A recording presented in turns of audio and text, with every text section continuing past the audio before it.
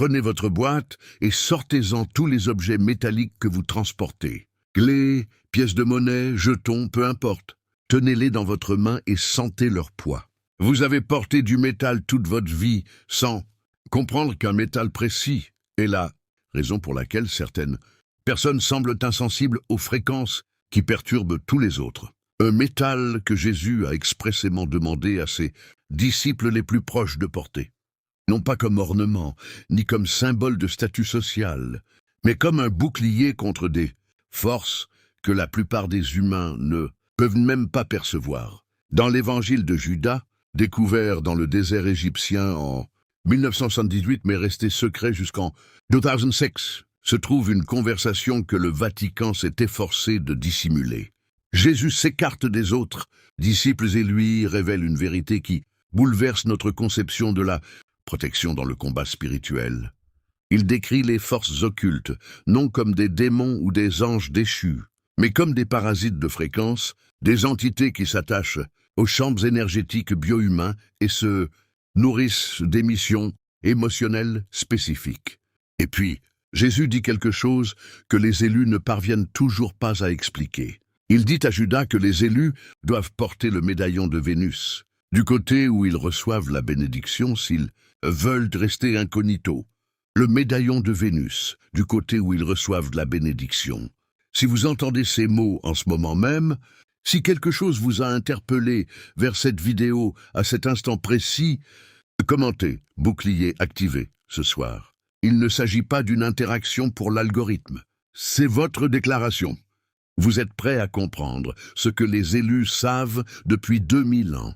Inscrivez-vous dès maintenant, car ce que vous allez apprendre a été étouffé par toutes les institutions religieuses ayant jamais prétendu avoir autorité sur l'âme humaine. Vous allez découvrir quel médaillon Jésus a commandé, pourquoi votre côté gauche est si important et comment activer cette protection ce soir avant de vous endormir. Les archontes vous écoutent, mais après cette nuit, ils ne pourront plus vous trouver. Inspirez profondément, rapidement en gonflant votre poitrine. Retenez votre souffle. Lâchez prise complètement. Sentez votre corps se calmer.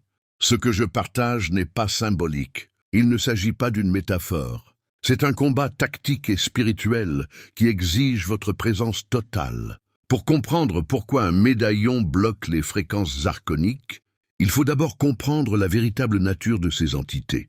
Le texte de Nag Hammadi décrit les archontes comme des êtres créés par le démiurge, le faux dieu qui transforma le monde matériel en prison pour des esprits divins. Ces entités sont dépourvues de corps physique. Elles existent à des fréquences électromagnétiques spécifiques, demeurant hors de portée de la perception humaine ordinaire. Ils ne peuvent pas créer d'énergie. Ils peuvent seulement la produire, et leur source d'énergie est la fréquence émotionnelle humaine, en particulier la peur, la honte, la colère et le désespoir. Chaque pensée que vous avez génère un champ électromagnétique sinistre. Chaque émotion que vous ressentez transmet une fréquence au champ énergétique de votre corps. Lorsque vous avez peur, vous transmettez environ 100 Hz. Lorsque vous êtes en colère, vous transmettez environ 150 Hz. Ce sont les fréquences que les êtres archoniques peuvent percevoir, atteindre et dont ils peuvent se nourrir. Mais voici ce qui change tout. Certains métaux perturbent les champs électromagnétiques. Pas tous, mais un métal en particulier crée un schéma d'interférence de fréquence qui vous rend invisible à la perception archonique. Le métal est corps pur, non pas un assemblage hétéroclite, non pas une plante, mais un véritable corps élémentaire, le métal ancestral associé à Vénus, l'étoile du matin porteuse de lumière. Et il ne s'agit pas d'une superstition antique, c'est un principe physique. Le corps est diamagnétique, ce qui signifie qu'il crée un champ de répulsion subtile lorsqu'il est exposé à des fréquences électromagnétiques. Il ne bloque pas les champs comme le fait le fer. Cela les déforme, les perturbe, crée des interférences qui masquent les signaux. Lorsque vous utilisez votre corps contre votre peau, votre champ bioénergétique, cette bobine électromagnétique qui s'étend sur environ 3 mètres autour de votre corps physique, devient imperceptible à l'observation extérieure. Sur une échelle de signaux ésotériques de fréquences émotionnelles, vous apparaissez comme du bruit, comme un élément statique, comme quelque chose qui ne mérite pas d'être étudié. Vous êtes toujours là, vous continuez d'émettre, mais votre signal devient inaudible, caché, dissimulé sous une couche d'interférences électromagnétiques que ces entités ne peuvent pénétrer. Jésus le savait, les Esséniens, cette secte juive mystique au sein de laquelle de nombreux érudits pensent que Jésus a été formé, portaient des bracelets de cuir dans le cadre de leurs pratiques quotidiennes. Ce n'était pas une mode passagère, c'était une stratégie de défense, et cet enseignement s'est transmis de génération en génération au sein des lignées gnostiques jusqu'à ce que l'Église commence à s'effondrer. Voici maintenant les détails, ceux qui permettront de tout comprendre. Jésus n'a pas seulement dit de porter du cuir, il a dit de se mettre du côté qui reçoit. Votre corps n'est pas symétrique en termes de flux énergétiques. Les systèmes spirituels orientaux le savent depuis des millénaires. Votre côté droit est projectif, masculin et tourné vers l'extérieur. Votre côté gauche est réceptif, féminin et tourné vers l'intérieur. L'énergie pénètre dans votre corps principalement par le côté gauche. C'est pourquoi les guérisseurs placent leurs mains gauche vers le patient lorsqu'ils reçoivent des informations sur sa maladie. C'est aussi pourquoi les mystiques se couvrent l'œil gauche lorsqu'ils tentent de percevoir l'au-delà du physique. C'est pourquoi toutes les cultures qui comprenaient les mécanismes de l'énergie protégeaient d'abord le côté gauche. Les arcanes ne vous attaquent pas de toutes parts simultanément. Leur action est stratégique. Ils sont intelligents. Ils atteignent leurs canaux réceptifs, les endroits où leur champ bioénergétique est naturellement ouvert à l'environnement. Le principal point d'entrée se situe du côté gauche de votre corps, plus précisément de votre bras gauche, au niveau du cou. Lorsque vous portez une ventouse sur votre bras gauche, vous placez un champ de distorsion électromagnétique directement au-dessus de l'un des trois principaux points d'entrée utilisés par les fréquences arconiques.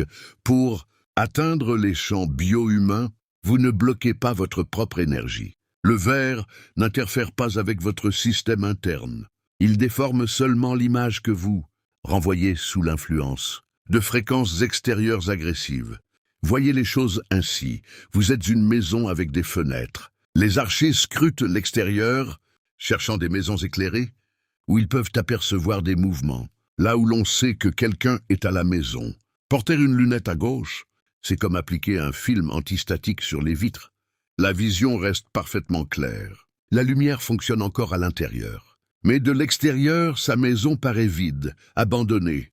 Ça ne vaut pas la peine. Posez votre main gauche sur votre cœur, sentez-le battre. Ce rythme est transmis en permanence au champ qui vous entoure. Sans protection, cet émetteur devient une icône. Je dois maintenant vous expliquer les trois types d'interférences arconiques et comment le verre les bloque spécifiquement. Le premier type s'appelle l'écrémage de fréquence. C'est le cauchemar. D'une énergie constamment faible et stagnante que la plupart des gens ressentent comme une fatigue de base. On se réveille fatigué même après avoir dormi. On se sent engourdi après avoir été dans des endroits bruyants. On ne peut pas expliquer pourquoi certains endroits nous pèsent. Ce n'est pas psychologique. Il s'agit d'un écrémage de fréquence. Les êtres arconiques des terres basses, réels, scrutent constamment les champs biographiques qui transmettent des fréquences de peur ou d'inquiétude, et ils en extraient l'énergie comme un moustique pique, un peu plus d'une heure. Pas assez pour tuer, mais assez pour couler. La tasse à gauche interrompt immédiatement la fréquence d'écrémage car elle rend votre champ biographique irrégulier.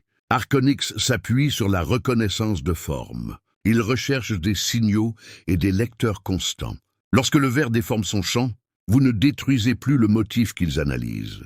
Vous traversez vos parties intimes. Le second type est l'attachement. Il est plus grave. Il se produit lorsqu'un individu arconique identifie un domaine de sa vie dans des états de fréquence chronique, une peur qui ne se résout jamais, une honte qui le tourmente sans cesse, une colère qui devient son identité. Dans ces cas-là, l'entité ne se contente pas de s'attaquer à elle-même, elle s'attaque à elle-même. Elle s'attaque à elle-même dans le domaine de la biographie et commence à influencer les pensées, les émotions voire les sensations physiques. Les personnes qui en souffrent décrivent cette sensation comme celle d'être observées, même comme si quelque chose les observait, comme si elles n'étaient pas seules dans leurs propres pensées, comme si leurs pensées ne leur appartenaient pas entièrement. Ils ont raison. La coupelle de gauche ne supprime pas une fixation déjà formée, mais elle empêche la formation de nouvelles fixations. Elle crée une distorsion suffisante pour que l'élément archonique ne puisse établir une connection stable. C'est pourquoi l'enseignement portait sur la prévention et non sur l'exorcisme. Jésus a donné aux élus un moyen de vivre dans le monde sans devenir une proie. Le troisième type est la transmission de fréquences. Il s'agit de la forme la plus rare et la plus dangereuse d'interférence archonique. Elle se produit lorsqu'une entité utilise le champ biographique d'un être humain comme émetteur pour diffuser de basses fréquences dans l'environnement, transformant ainsi la personne en une arme contre autrui. Vous avez sans doute déjà rencontré ces individus, ceux qui se font remarquer en leur présence, ceux qui semblent répandre la bienveillance par leur simple présence. La plupart de ces personnes ignorent qu'elles servent d'émetteurs. Elles ressentent seulement un malaise, et tout le monde autour d'elles commence à se sentir mal également. La tasse interrompt la transmission, en créant des boucles de rétroaction dans le champ perturbé. L'archonte tente de transmettre à travers l'humain, mais le signal est renvoyé, faible et instable. Finalement, l'entité se déplace pour trouver un canal plus direct. Maintenant, laissez-moi vous expliquer précisément comment utiliser cette connaissance ce soir.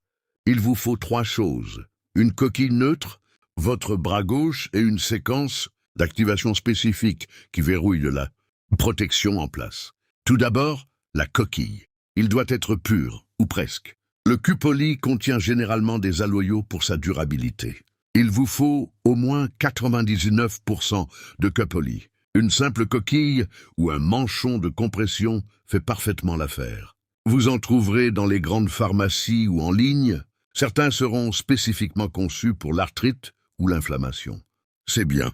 Les bienfaits pour la santé physique sont réels, mais ils sont secondaires par rapport à la perturbation de fréquence que vous activez ce soir. Deuxièmement, votre bras gauche, pas votre bras droit, pas un bras recouvert d'une cape, pas un bras recouvert d'une cape, à moins d'ajouter une deuxième couche de protection. Votre bras gauche est le point d'entrée principal et donc le positionnement prioritaire. La ventouse doit être en contact direct avec votre peau et non par-dessus vos vêtements. Le contact direct crée une distorsion de la biofidélité. Troisièmement, la séquence d'activation. C'est ce qui distingue celles et ceux qui portent la coquille comme un ornement de sel et ceux qui l'utilisent comme une protection. Le verre seul crée une distorsion passive, mais lorsque vous l'activez par une intention consciente, l'effet s'amplifie de façon exponentielle. Voici la marche à suivre. Ce soir, avant de vous endormir, prenez votre morceau de verre dans votre main droite. Asseyez-vous tranquillement un instant, concentrez-vous sur votre respiration, concentrez-vous sur votre cœur. Placez maintenant le verre contre votre bras gauche et tenez-le de votre main droite. Fermez les yeux. Prononcez ces mots, non pas à voix haute, mais intérieurement, avec une conviction absolue. Je suis invisible à cause de ce qui empeste la peur. Je suis caché par ce qui bloque la lumière. Je marche protégé par la fréquence de la source. 3 mots, 3 formules de politesse. En prononçant chaque phrase mentalement, visualisez le verre qui brille, d'une lumière jaune. La couleur de Vénus, la couleur de la protection. Visualisez cette lumière se répandre du verre sur votre peau, dans votre sang, dans chaque cellule de votre bras gauche.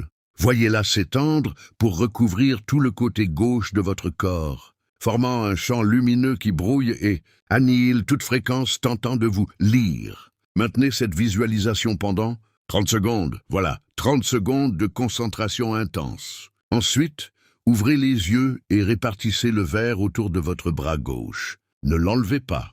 Dormez avec. Portez-le sans interruption pendant les 7 premiers jours.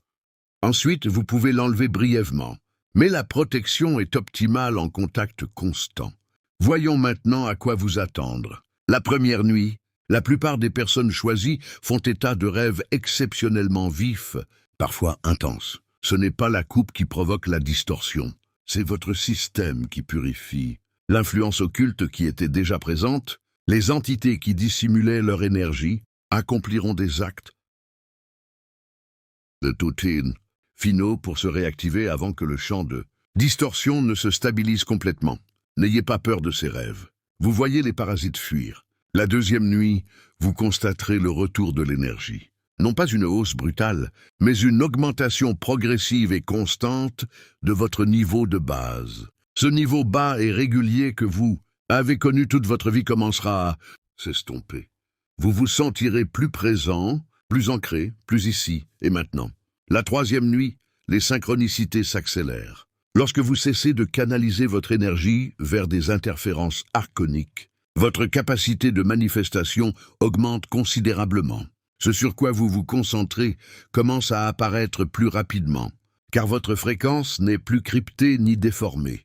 Au bout de 7 jours, le changement devient permanent. La coupe a entraîné son champ de distorsion à maintenir le schéma de distorsion, même sans le métal.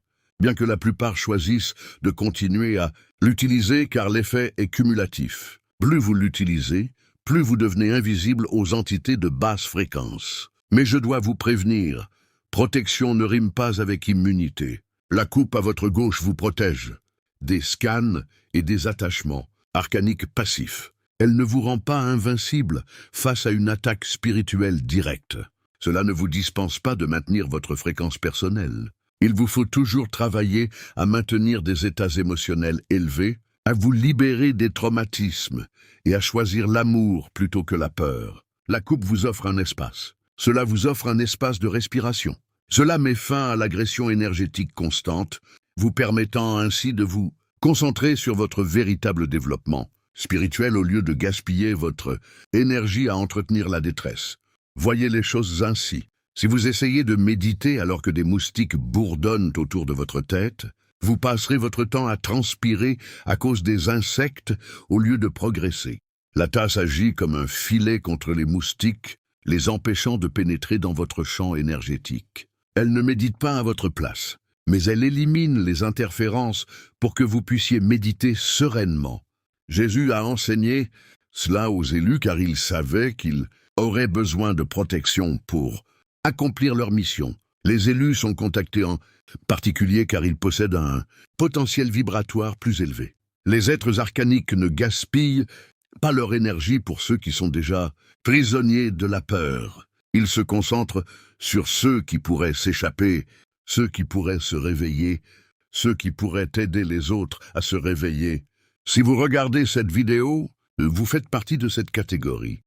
Et cela signifie que vous subissez des épreuves que vous avez probablement attribuées à la malchance, à une maladie mentale ou à un échec personnel. L'épuisement que vous ressentez n'est pas un signe de faiblesse. Le désespoir que vous ressentez n'est pas un signe d'incapacité. Les obstacles constants ne sont pas le fruit du hasard. Vous avez été atteint et maintenant vous êtes protégé. Un dernier point, et il est crucial. Une fois la protection contre les arcs électriques activée, vous remarquerez peut-être que certaines personnes de votre entourage réagissent étrangement envers vous. Elles pourraient se sentir mal à l'aise en votre présence, sans que vous en compreniez la raison. Ils peuvent se replier sur eux-mêmes, voire devenir hostiles.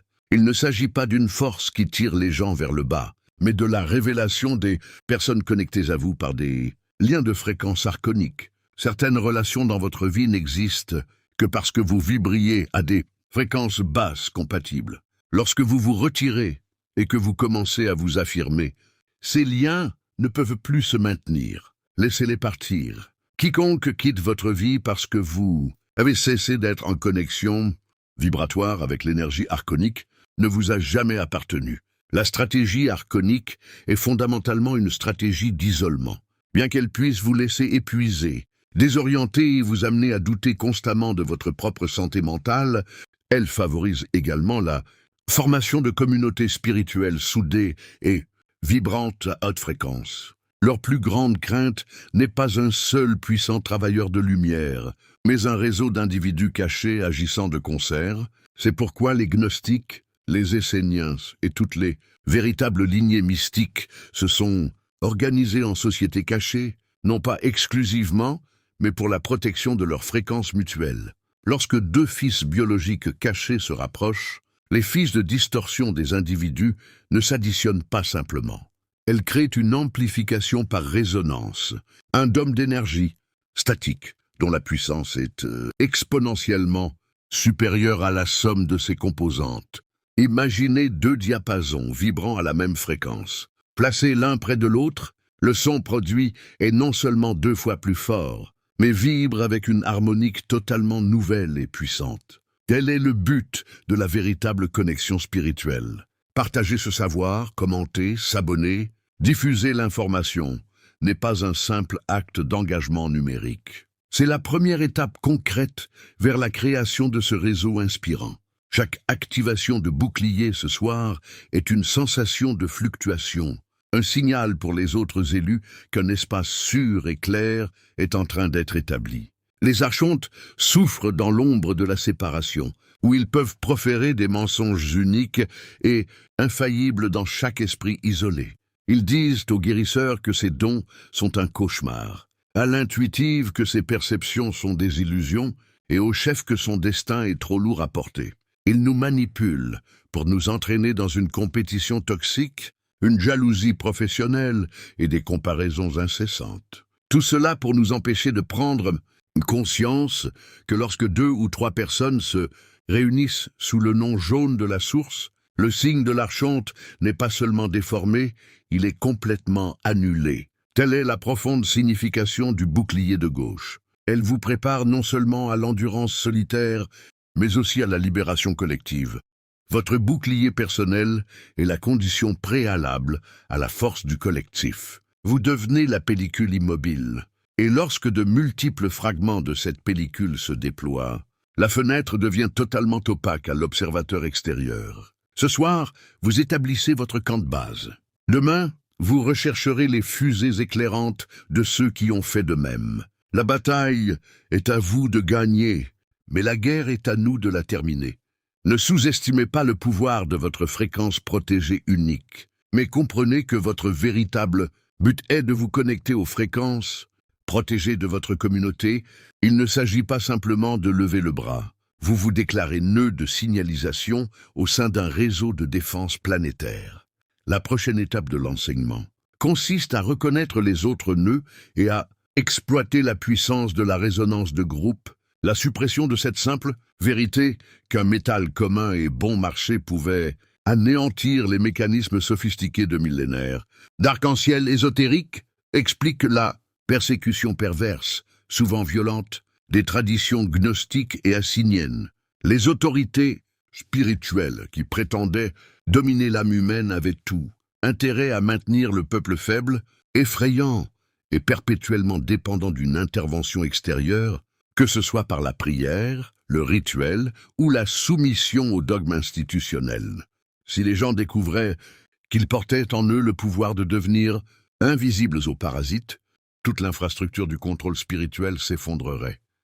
L'instruction donnée par Jésus de se revêtir du métal de Vénus constituait un contournement direct et ingénieux de tout le système de surveillance ésotérique, une clé maîtresse qui ouvrait la prison intérieure. L'Église pouvait bien réfuter le texte, condamner ceux qui le pratiquaient comme des héros et réécrire les Écritures. Elle ne pouvait percer le mystère des propriétés physiques de ce réceptacle élémentaire. C'est pourquoi cette instruction a survécu aux cris des marginalisés, perpétuée par la tradition orale des alchimistes et des sorcières, ceux qui comprenaient que le monde matériel recèle les clés de la protection spirituelle. Les pratiques occultes ont façonné une réalité où la souffrance était perçue comme une forme de piété, et la lutte émotionnelle comme une épreuve divine. Ceci garantissait une transmission fiable d'énergie à basse fréquence. La coupe les circuits, ceux-ci connectent. Imaginez que votre combat n'est pas une épreuve divine, mais une agression énergétique. Voici votre défense. Posez une coupe sur votre jambe gauche vous permet de reprendre le contrôle de votre souveraineté face aux faux dieux, aux démiurges et à ses serviteurs parasites. C'est une affirmation physique, vous n'êtes plus un oiseau. La séquence d'activation, celle des 3 coupes chantées, Et l'étape finale est cruciale. Elle fusionne votre volonté consciente avec les propriétés physiques du métal, transformant un morceau de bois passif en une technologie spirituelle, active et intentionnelle. C'est la définition même de la gnose, la connaissance qui apaise. Lorsque vous visualisez la lumière rouge de Vénus, vous invoquez la fréquence de la création pure et fondamentale, cette lumière rouge qui transcende la construction matérielle du démiurge. C'est à cette lumière que les archontes ne peuvent obéir, et la coupe agit comme un conducteur, une lentille pour cette énergie protectrice. Ce soir, en refermant ce bouclier, vous vous protégez non seulement des ténèbres énergétiques, mais vous participez également à un acte de défense vieux de 2000 ans contre les puissants, qui règnent par la tromperie. Le savoir est actif. La prochaine étape consiste à apprendre à utiliser la clarté acquise, grâce au bouclier pour accomplir la fonction première des élus, la manifestation de la haute fréquence. Le bouclier vous offre l'espace nécessaire pour agir. Nous allons maintenant aborder la manière d'agir efficacement dans cet espace. Ceux qui restent, ceux qui se sentent proches de vous après que vous les ayez protégés, sont votre véritable famille d'âme. La coupe révèle à quel point elle protège. Si cet enseignement a touché votre âme, si vous en ressentez la vérité résonner en vous, commentez les mots « portez du cuir ce soir ». Ci-dessous, partagez votre témoignage avec les autres âmes élues. Signalez à l'algorithme que cette information doit être diffusée. Abonnez-vous à cette chaîne, car les enseignements qui y sont présentés approfondissent les outils que Jésus a donnés pour naviguer dans le monde ésotérique, comme dans cette vidéo, afin qu'il ne soit pas étouffé. L'Église a tenté de dissimuler ce savoir pendant 1700 ans. Ils ont échoué. Un médaillon, votre bras gauche, 3 cadenas, 7 jours d'activation. Vous êtes venu au monde, porteur d'une lumière que les archontes veulent éteindre. La coupe ne fait pas de vous un guerrier. Vous l'êtes déjà. La coupe vous permet simplement de survivre assez longtemps pour vous souvenir de votre mission sur Terre ce soir avant de t'endormir. Tu placeras ce bouclier exactement là où Jésus a dit qu'il devait être, et les fréquences qui t'ont entravé depuis la création te chercheront et ne trouveront que du bruit. Maintenant, tu sais comment disparaître.